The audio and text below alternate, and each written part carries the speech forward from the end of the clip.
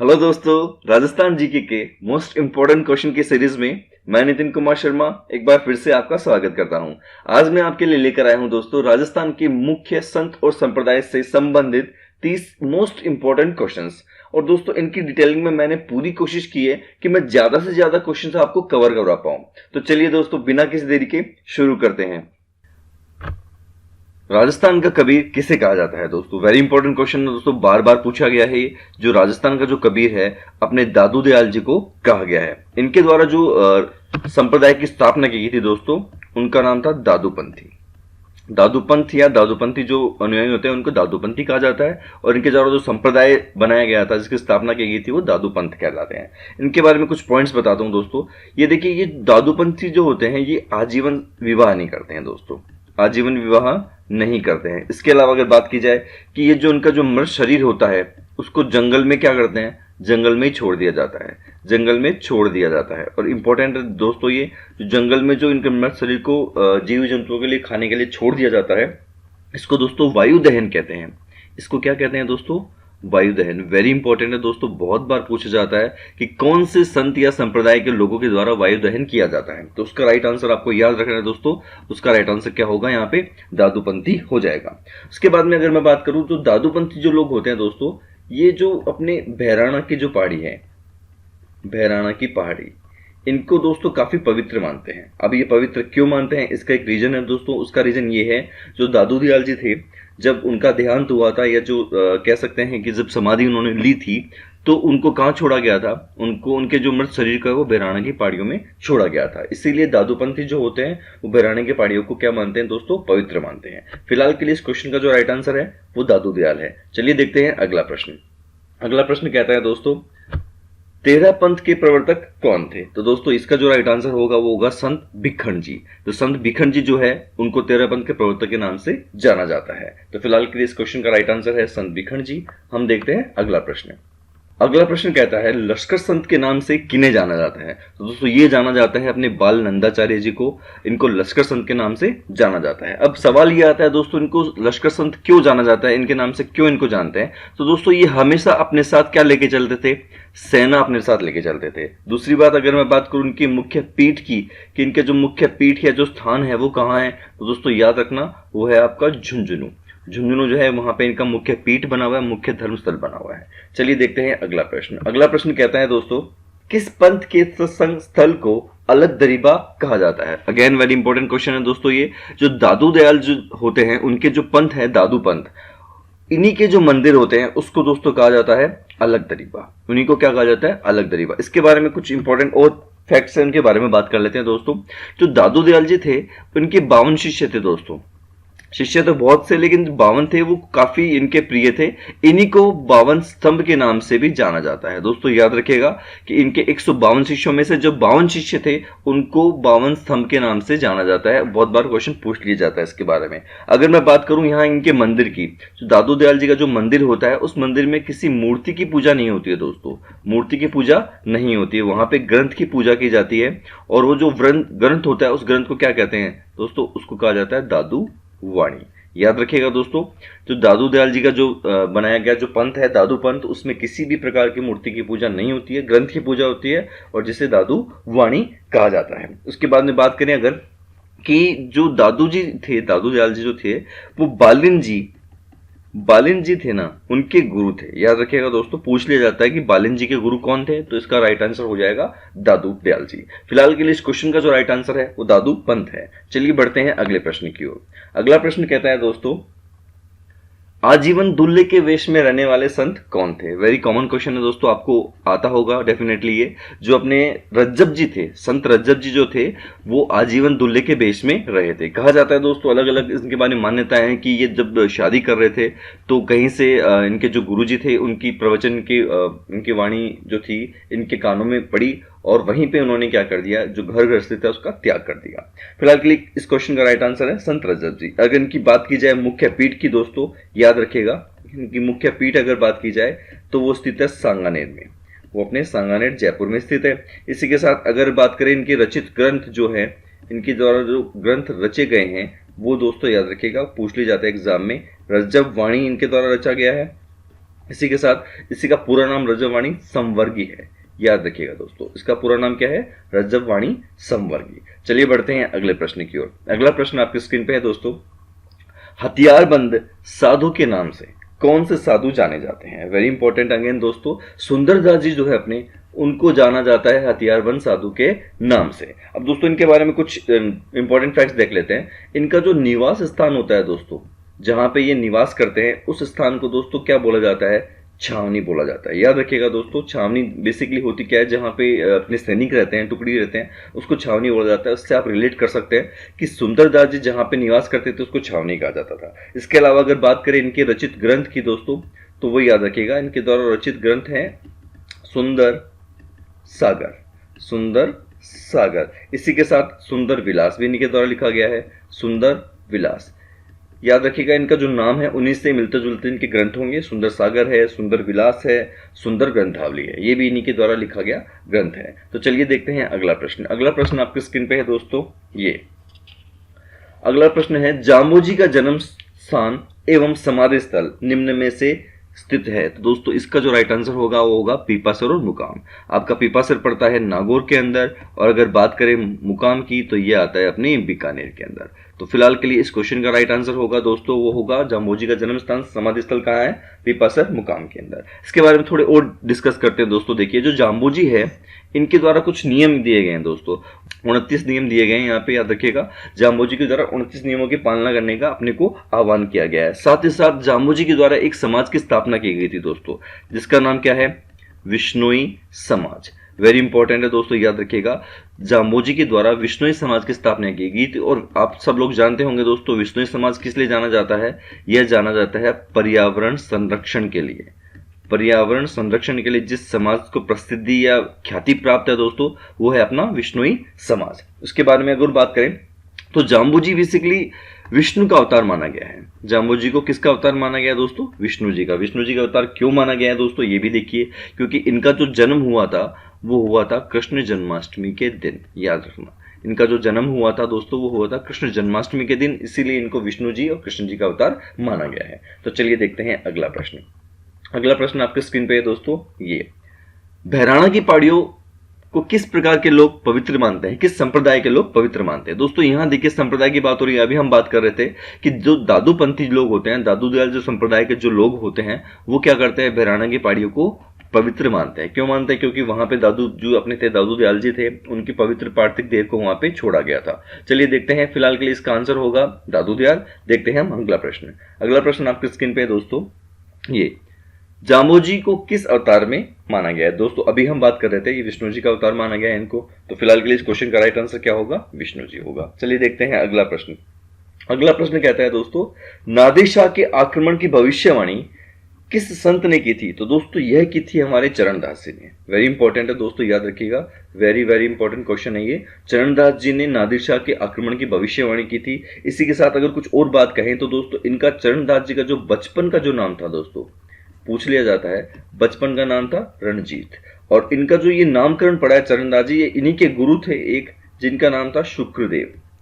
इनके गुरुजी थे शुक्रदेव। उन्हीं ने क्या किया, इनका नामकरण कर दिया रणजीत से चरणदास जी। वेरी इंपॉर्टेंट है दोस्तों, याद रखिएगा। तो फिलहाल के लिए इस क्वेश्चन का जो राइट आंसर होगा वो होगा चरणदास जी। देखते हैं अगला प्रश्न। अगला प्रश्न आपकी स्क्रीन पे है दोस्तों, ये 30 नियमों की पालना करने का उपदेश किस संत के द्वारा दिया गया है? वेरी इंपॉर्टेंट अगेन, ये दोस्तों दिया गया है जसनाथ जी के द्वारा। जो जसनाथ जी के द्वारा जसनाथी संप्रदाय की स्थापना की गई थी, और इन्हीं के द्वारा कहा गया है कि 36 नियमों की क्या करे, पालना करे। इसी के साथ दोस्तों देखिए, एक आपको पता होगा अग्नि नृत्य बहुत प्रसिद्ध है, और यह किया किसके जाता है, ये किया जाता है हमारे जसनाती संप्रदाय के भूपों के द्वारा अग्नि नृत्य किया जाता है। इसके बारे में दोस्तों अपन ने डिटेल में बात करी है पिछले वीडियो में। तो फिलहाल के लिए इस क्वेश्चन का जो राइट आंसर होगा वो होगा जसनाथ जी। देखते हैं अगला प्रश्न दोस्तों। अगला प्रश्न कहता है, श्री राम की रसिक भाव से पूजा करने वाला संप्रदाय कौन सा है? तो दोस्तों यह संप्रदाय है रामानंदी संप्रदाय। रामानंदी संप्रदाय के जो अनुयायी होते हैं वो श्री राम की रसिक भाव से पूजा करते हैं दोस्तों, याद रखिएगा आपको। इसके अलावा अगर मैं बात करूं, इस संप्रदाय का जो मुख्य ग्रंथ है, इस संप्रदाय का जो मुख्य ग्रंथ है उसका नाम दोस्तों याद रखिएगा, उसका नाम है ध्यान मंजरी। वेरी इंपॉर्टेंट है दोस्तों, ये याद रखिएगा। इसका जो रामानंदी संप्रदाय के जो लोग होते हैं उनका जो मुख्य ग्रंथ है उसका नाम क्या है दोस्तों? ध्यान मंजरी। और इस संप्रदाय के लोग चूंकि रसिक भाव से क्या करते हैं? रसिक भाव से पूजा करते हैं, इसलिए इस संप्रदाय को किस नाम से जाना जाता है? रसिक संप्रदाय के नाम से भी इनको जाना जाता है। याद रखिएगा, रामानंदी संप्रदाय को रसिक संप्रदाय के नाम से भी जाना जाता है। देखते हैं अगला प्रश्न। अगला प्रश्न आपकी स्क्रीन पे है दोस्तों। राधा को कृष्ण की पत्नी मानकर पूजा करने वाला संप्रदाय कौन सा है? दोस्तों यह है निम्बार्क संप्रदाय। निम्बार्क संप्रदाय के जो अनुयायी होते हैं वो राधा को कृष्ण की पत्नी मान के पूजा करते हैं, तो इस क्वेश्चन का राइट आंसर होगा निम्बार्क। इसके अलावा बात करें, निम्बार्क संप्रदाय का ही दूसरा नाम है दोस्तों एक हंस संप्रदाय, या इसी को हम कह देते हैं सनक संप्रदाय। याद रखिएगा दोस्तों, निम्बार्क संप्रदाय के दो उपनाम हैं, हंस और सनक। चलिए बढ़ते हैं अगले प्रश्न की ओर। अगला प्रश्न कहता है दोस्तों स्क्रीन पे, किस संत को अग्नि का अवतार माना गया है? वेरी वेरी इंपॉर्टेंट क्वेश्चन है दोस्तों, बहुत ज्यादा है, बहुत बार पूछा गया है। याद रखिएगा, किस संत को अग्नि का अवतार माना गया है? ये माना गया है हमारे वल्लभाचार्य को। वल्लभाचार्य जो है इनको अग्नि का अवतार माना गया है। कहा गया है कि इनके द्वारा जो पंथ की स्थापना की गई थी वो है वल्लभ पंथ या वल्लभ संप्रदाय कह सकते हैं हम। इनके द्वारा जिस पंथ की स्थापना की गई थी वो वल्लभ संप्रदाय या वल्लभ पंथ था। इनके अलावा अगर मैं बात करूं, इनका जो मुख्य मंदिर बना हुआ है दोस्तों, मुख्य मंदिर जो बना हुआ है वो बना हुआ है कहां दोस्तों? नाथ द्वारा में। नाथ द्वारा के अंदर जो मुख्य मंदिर है वो वल्लभ संप्रदाय का ही मंदिर है। इसके अलावा अगर मैं बात करूं तो यहाँ जो मंदिर में पूजा होती है या वल्लभ संप्रदाय के जो लोग होते हैं वह कृष्ण के कौन से स्वरूप की पूजा करते हैं दोस्तों? तो याद रखिएगा, कृष्ण की बाल स्वरूप की पूजा करते हैं। याद रखिएगा दोस्तों, वल्लभाचार्य ने जिस संप्रदाय की स्थापना की थी वो वल्लभ संप्रदाय था, और उसके जो अनुयायी होते हैं वो कृष्ण के बाल स्वरूप की पूजा करते हैं। याद रखिएगा। इसके अलावा दोस्तों यहाँ एक टर्म आती है, मैं आपसे पूछता हूं, आप कमेंट में मुझे बताइएगा कमेंट से कि यहाँ जो पिछवाई वर्ड मैं आपसे पूछा रहा हूं, पिछवाई जो शब्द है इसका शाब्दिक अर्थ क्या होगा दोस्तों? इसका अर्थ क्या होगा आपको बताना है कमेंट के अंदर। फिलहाल के लिए बढ़ते हैं अगले प्रश्न में। अगला प्रश्न आपकी स्क्रीन पे है दोस्तों, देखिए, दर्जी समुदाय के आराध्य देव निम्न में से कौन है? ये देखिए, संत जो पीपाजी हैं अपने दोस्तों, जो पीपाजी हैं इन्हीं को जाना जाता है दर्जी समुदाय के आराध्य देव के लिए। यहाँ एक इंपॉर्टेंट बात ये आती है दोस्तों, इन्होंने एक समय था जब दर्जी का कार्य किया था, इसीलिए इनको दर्जी समुदाय के जो लोग होते हैं अपने आराध्य देव के रूप में इनको पूजते हैं। अगर बात करें इनके वास्तविक नाम की दोस्तों, तो इनका वास्तविक नाम था क्या? प्रताप सिंह। याद रखना दोस्तों, इनका जो वास्तविक नाम था वो क्या था? प्रताप सिंह। अगर बात की जाए यह कहां के शासक थे, तो दोस्तों ये थे अपने गागरोन के शासक थे। और कहा जाता है इनकी जो रानियां थी दोस्तों, 20 रानियां थी इनकी। इंपॉर्टेंट है, पूछ लिया जाता है कि कौन से ऐसे संत हैं जिनकी 20 रानियां थी, तो याद रखना है दोस्तों, वो आंसर होगा संत पीपाजी, जिनकी 20 रानियां थी। कहां के शासक थे? ये गागरोन के शासक थे। इनका वास्तविक नाम क्या था दोस्तों? प्रताप सिंह था। चलिए बढ़ते हैं अगले प्रश्न की ओर। अगला प्रश्न आपकी स्क्रीन पे है दोस्तों, ये रहा, निम्न में से कौन से संत हैं जो प्रारंभ में डाकू थे? वेरी इंपॉर्टेंट, अपने जो संत हरि सिंह साखला जी है ये प्रारंभ में डाकू थे। तो फिलहाल के लिए इस क्वेश्चन का जो राइट आंसर होगा वो संत हरि सिंह साखला हो जाएगा। अब इनके द्वारा जो संप्रदाय की स्थापना की गई थी दोस्तों, उस संप्रदाय को निरंजनी संप्रदाय भी कहते हैं दोस्तों। याद रखिएगा, उस संप्रदाय को क्या कहते हैं? निरंजनी संप्रदाय भी उसको कहा जाता है। चलिए बढ़ते हैं अगले प्रश्न की ओर।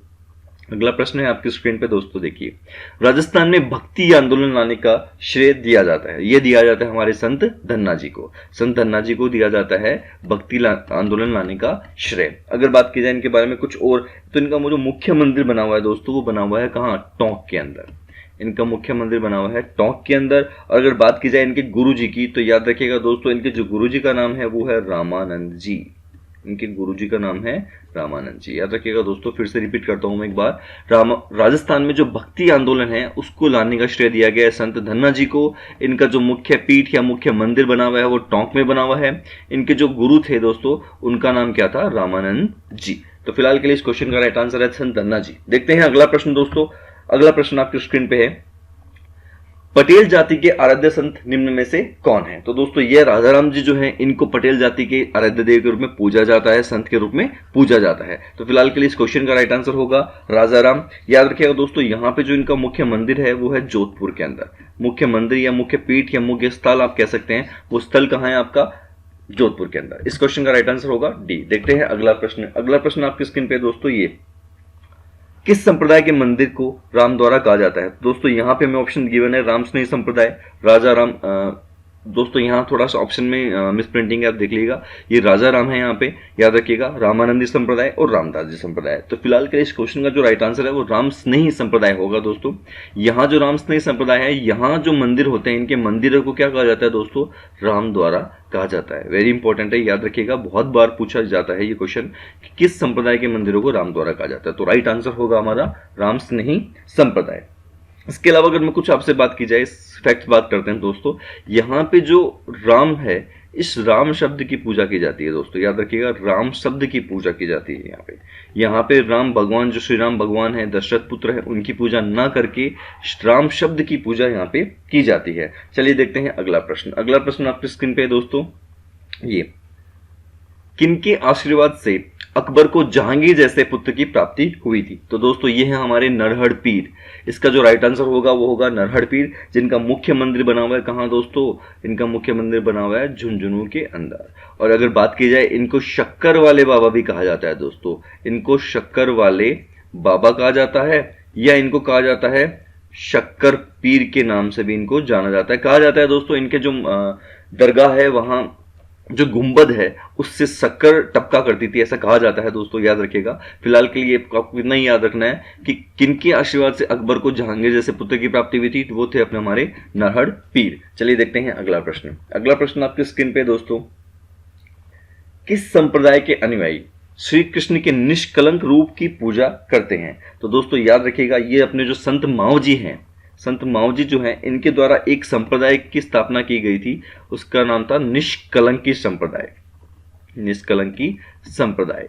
इसी संप्रदाय के लोग जो हैं वो क्या करते हैं? श्री कृष्ण की पूजा करते हैं। किस भाव से करते हैं, किस रूप की करते हैं? निष्कलंक रूप की करते हैं। तो फिलहाल के लिए इस क्वेश्चन का आंसर होगा संत माओ जी, जिन्होंने किस संप्रदाय की स्थापना की थी? निष्कलंक संप्रदाय की। चलिए देखते हैं अगला प्रश्न।